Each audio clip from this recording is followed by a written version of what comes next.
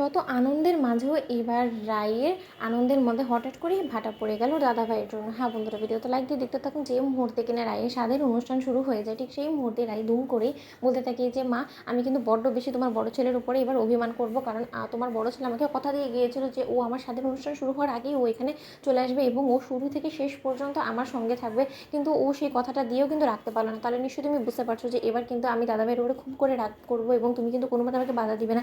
অন্যদিকে রায়ের মা বলতে থাকে যে আরে বাবা, আমার অভিমানী বোকা মেয়েটা, তুই এতটা তো দাদাভাইয়ের উপরে কেন রাগ করছিস বলতো? ও বেচারা তো কাজে নির্ঘাত ফেসে গিয়েছে, তার জন্য হয়তো কোনো মতে ও ম্যানেজ করে উঠতে পারছে না সময়টা।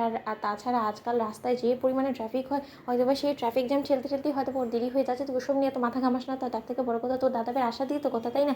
তো দাদাভাই দেখবি তুই শেষে হলেও আসবে, তোর দাদাভাই তোকে একবার কথা দিচ্ছে, সেই কথা রাখবে না, সেটা কী করে তুই ভাবলি বলতো? অন্যদিকে স্রোত বলতে থাকে যে দিদি ভাই, তুই সর্বপ্রথম এই পায়েসটা খাতো, মিষ্টি মুখ কর আর তোর মনটা ভালো কর। অন্যদিকে এই কথা বলা মাত্রই যখন অনির্বাণ রায়ের হাতে একটা গিফট ধরিয়ে দিয়ে রায়কে আশীর্বাদ করে বলতে থাকে যে রাই, খুব ভালো থাকো এবং একটা হেলদি বেবিকে আমার জন্য তুমি নিয়ে আসো এই পৃথিবীতে। অন্যদিকে রাই বলতে থাকে যে অনির্বাণ, তুমি আমাকে আশীর্বাদ করো যাতে আমি তোমার ইচ্ছেটা পূরণ করতে পারি।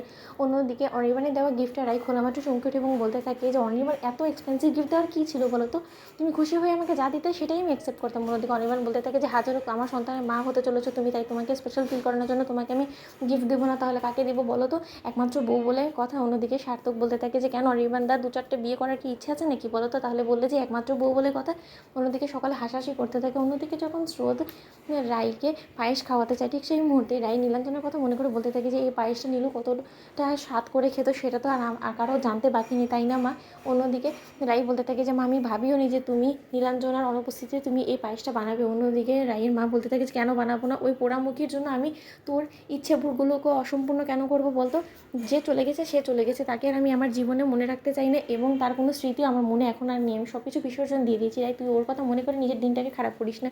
অন্যদিকে রায়ের বৌমনি যখন রায়ের আনন্দে সামিল হওয়ার পরিবর্তে বিক্রমের ফেরা নিয়ে টেনশন করতে থাকে এবং বলতে থাকে যে সত্যি তো বিক্রম কথা দিয়ে কথা না রাখার মতন তো মানুষ না, তাহলে ও এখনো পর্যন্ত ফিরলো না কেন? ও তো রায়কে কথা গিয়েছিল যে ও রায়ের স্বাদের অনুষ্ঠান শুরু হওয়ার আগেই চলে আসবে। এদিকে তো স্বাদের অনুষ্ঠান প্রায় শেষের পথে, তার সত্ত্বেও বিক্রমের এখনও কোনো দেখা মিলল না কেন? আমি বরঞ্চ একটা ফোন করি। অন্যদিকে বিক্রমকে ফোন করার চেষ্টা করা সত্ত্বেও যখন কোনো মতেই বিক্রমকে ফোনে পায় না রায়ের বৌমনি, ঠিক সেই মুহূর্তে রায়ের বৌমনির টেনশন বাড়তে থাকে এবং রায়ের বৌমনি বলতে থাকে যে কী ব্যাপার, কী হয়েছে আমি বুঝতে পারছি না, কেন আমার মনটা বড্ড বেশি কুগাইছে, কেন আমার মনে হচ্ছে যে বিক্রম কোনো একটা হয়তোবা বিপদে আছে, নয়তোবা বিক্রম যদি সত্যকার অর্থেই বিপদে না থাকতে তাহলে একবার হয়তো আমাকে ফোন করে জানাতো ওর কেন দেরি হচ্ছে।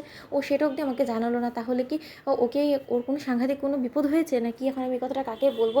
অন্যদিকে স্রোত বলতে থাকছে কী ব্যাপার বৌনি, কী হয়েছে? তোমাকে দেখে তোমার চোখ মুখ মোটো সুবিধের বলে মনে হচ্ছে না, কোনো টেনশনে কিছু? তো বন্ধুরা লাইক কমেন্ট শেয়ার করে সাবস্ক্রাইব করতে ভুলো না।